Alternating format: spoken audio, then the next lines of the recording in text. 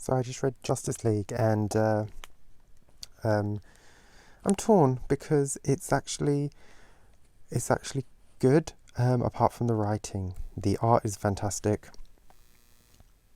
hands down. The art is one of the best of the bunch, but the writing really, really lets it down. The story's good, but it's the writing, especially when you get crap like this. Look at this.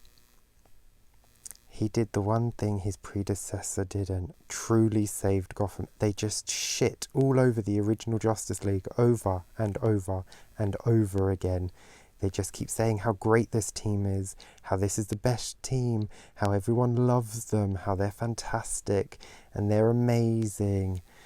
And then you go, oh, that, you know, check for evidence, Flash. They are not Barry, Wonder Woman. Yes, as I said in a previous video, this is a they, them. So lost interest there straight away in the character. Not interested in that kind of garbage in my books. And then they just keep on shitting. There we go. He just shits all over. I'm going to say he because it's clearly a boy. Two genders, there's a boy.